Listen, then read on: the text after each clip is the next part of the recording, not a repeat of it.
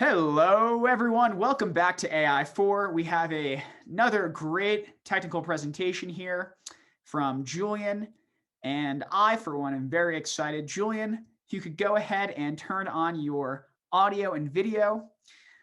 All right. Hello, everyone. Thank you. I will be here if you need me. All right. Let me start my screen share.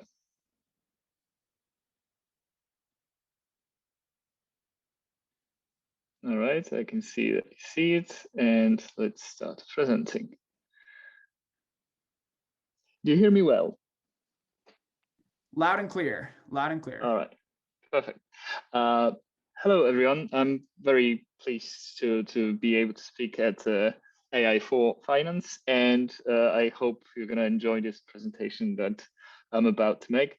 I called it "We Accidentally a Silo," which is a reference to one of the very popular memes back in the days.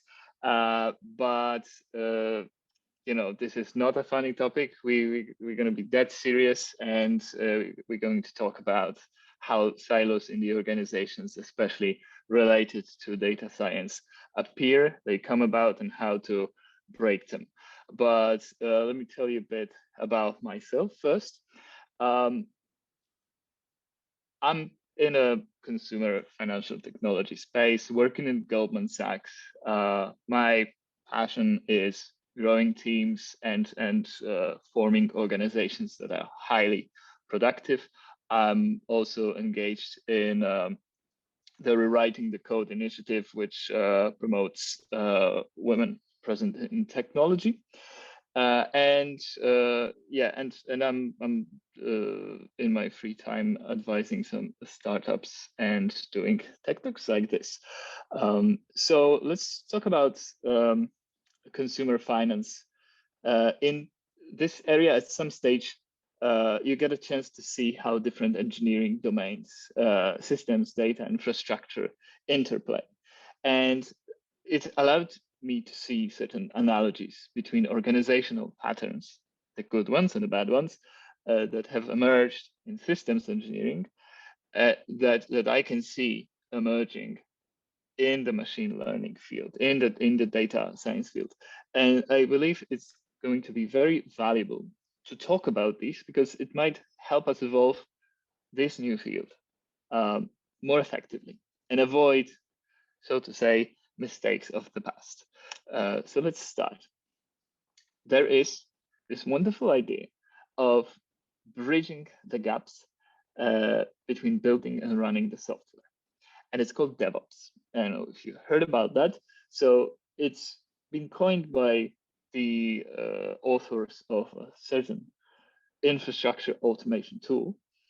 And although the tool's landscape since then has changed substantially, the term remained, and it's very widely used in the industry. Its associations are numerous, its meaning has diffused over time, but in general, it's all about engineers performing release management duties for systems they own, taking responsibility for running the system, that's also called SRE these days, and providing tools to enable self-served infrastructure provisioning and software delivery. Lots of organizations, however, fell into a trap of thinking that proper tools and roles assignment is enough to establish super productive continuous delivery culture. Unfortunately, often you have this happening. Some organizations would keep their dev teams, their ops teams, and they hire a bunch of infrastructure automation specialists and call them devs. What you end up with is 3 entities rather than one that have certain level of overlap, and 3-way communication is way more difficult than 2-way. As a result, you have a setup that is counterproductive. It fails to deliver improvements and or sometimes downright toxic, that increase chances of conflicts, that requires tight coordination and burns people out. And I've seen this happening I've also seen this happening. So great companies who know, great technology companies know that in order to deliver these principles, you first and foremost need a culture change and redefine your teams, and then only worry about tools and processes later. And it took tens of years for the whole industry to arrive at these conclusions. And we're still at the beginning of the adoption process. Now, in machine learning field, we have a similar concept that is called MLOPS. And we're just a few years after machine learning came about to mainstream. And we already have a massive choice of platforms and tools. Every major vendor understood the need for them before they even the need even arrived. And there's plenty of well-funded startups looking to disrupt the current state of machine learning in production and delivery. And even the name, as you see, suggests the analogy to DevOps principles. It does make sense, and anecdotal evidence for now suggests that some companies figured out how to implement it properly. But if we are to draw this analogy further, we might predict that we will be facing the same problem I just described, the same sort of shallow understanding and falling for tools and processes reflected by shiny diagrams. Now, dismissing the foundation and the need to change the culture, reshape the organization is not something that we can allow ourselves for. So let's see. Also, I've seen a lot of brilliant people not being able to see the forest for the trees because every system is very complex. And so let's look at this. We have a very simplistic model of communication and the dependencies between roles and systems in a credit underwriting space. We need systems for decisioning. We need systems to manage credit policies, fraud. We need UX layer, application and data layers, and a good delivery pipeline. And then we have multitude of roles, and each one of these roles usually belongs to a different team or organization, department. And there's lots of valuable knowledge flowing between them that drives meaningful improvement. Each of these roles is interested in multiple systems, of course, and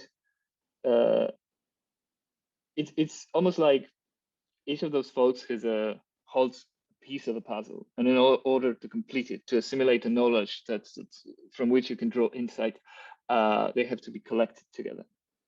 And just to give you an example, UX engineer, they understand the interaction patterns and might have an idea that certain view that has been asked for will have negative effects on the funnel. Compliance officer could worry about interpretability of certain models. Risk folks might be looking for getting some feature in a more timely manner. Now, infrastructure engineers, the custodians of the entire infrastructure might have noticed an opportunity to optimize the model. Developers who are most intricately familiar with the system workflows might identify potential micro decisions where ML-based models could be injected. Then the data is delivered over its own pipes, and data engineers might discover quality issues that might impact the effectiveness of models. And then fraud officers might have an idea how to relax certain constraints to deliver a better user experience. And in a way, authors of models or data scientists should be assimilating this information, which is, of course, next to impossible because it's highly fragmented in an organization. And most of this feedback that we were talking about might not arrive where the decision makers are, or arrive too late. So remember, the puzzles can't solve it if you don't have all the pieces. So it all comes down to this: how much of a wall you put between your distinct functions in your ML-hungry organization. The wall can be proverbial, different teams, different clicks, reporting structures, separate backlogs, ceremonies, or it could be actual, with distance between teams, separate buildings, locations, time zones, etc. Now ask yourself which of these setups facilitates faster flow of information, and are the folks from your organization able to sit and have lunch by the same table? It's very hard. Luckily, all these problems are solved by MLOps idea, or otherwise, we have also AI ops, we have data ops, model ops, decision ops. That's the terms I found. And of course, if you want a full synergy, you want to do ML, AI, model, data, decision ops. And it's all, we have inspirational, highly aesthetic diagrams for that, that highlight the synergy, iterative processes. We see infinite loops, lots of feedback, lots of learnings, lots of connected elements, which means collaboration, knowledge sharing. And also I like this aesthetics of infinite loops that seems to evolve in time. I found the largest I found had 4 separate loops. I wonder, where are we going with this? Now, it all reminds me of Jack Barker's conjoined triangles of success. For those who did not watch HBO Silicon Valley, Jack Barker was a very successful sales director who came up with this brilliant diagram of how compromise is the way to achieve effective sales and growth, with engineering and manufacturing being always a bottleneck. And funny thing is that although this was like purely a fictional diagram that was a satire, I've actually seen blog posts that analyze this and arguing that it's actually a valid sort of model. But the bottom line is that a diagram, developing a diagram that makes sense is easy. Describing a conceptual process that would only work in sterile condition is easy. And very compelling, because we get this order from chaos, everyone loves it. And then when you're offered tools that will help you get there, of course you will take it. So what I wanted to say is there's lots of easy money right now to be made in AI field.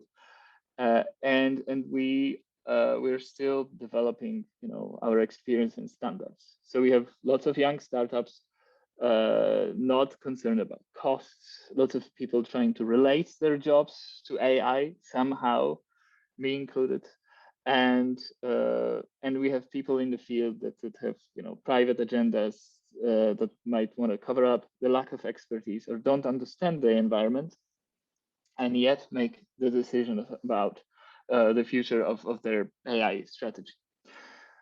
Of course, someone needs to pay for that, and it would either be the investor or the end customer. And now, let me just tell you quickly about how a virtuous idea can decay, and a few steps to that. You start with practitioners sharing smart observation, some term is coined, manifesto is signed, like Agile, DevOps, and so on.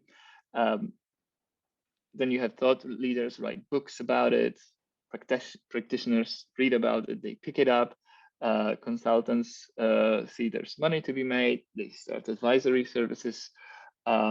We have vendors that create tools, we have business that buys it, assuming it will solve all the problem, and it does not solve all the problem, and then the idea itself is blamed, which is, not useful thing. Vendors are not to blame here. Just wanted to point it out. There's no evil in any of the players. System is not rigged. It's just those little self-serving compromises that we make that snowball into a massive loss of opportunity.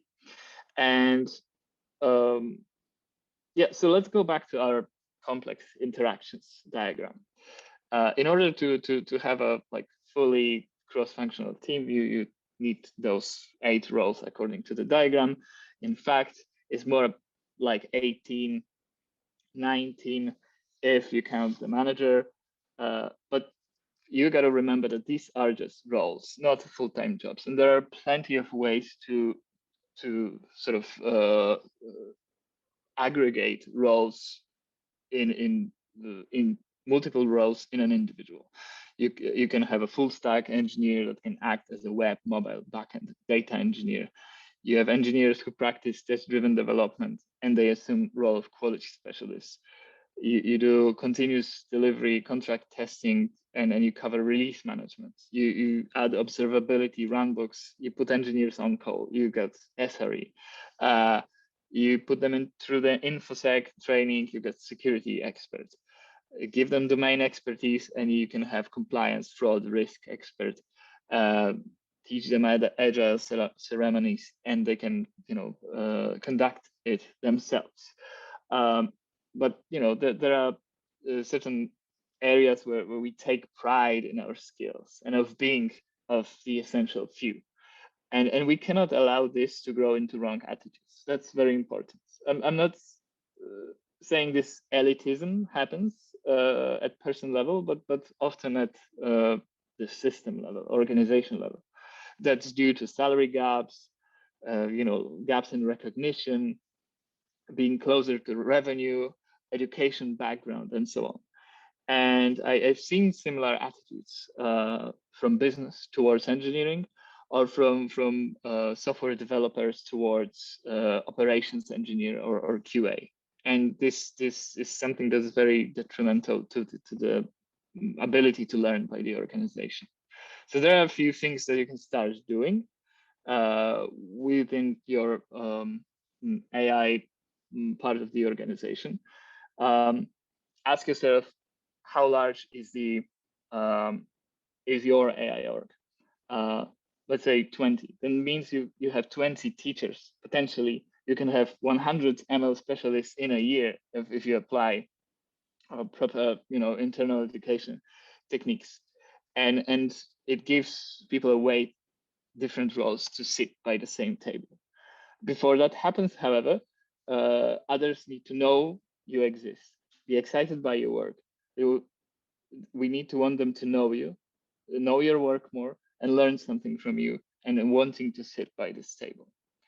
Then it's really not difficult to turn a good software engineer into good data engineer or ML engineer. And if we can do it, then why don't we make use of it? Filling difficult roles without having to go through lateral hire pipeline, very compelling. Culturally aligned from day one. How cool is that?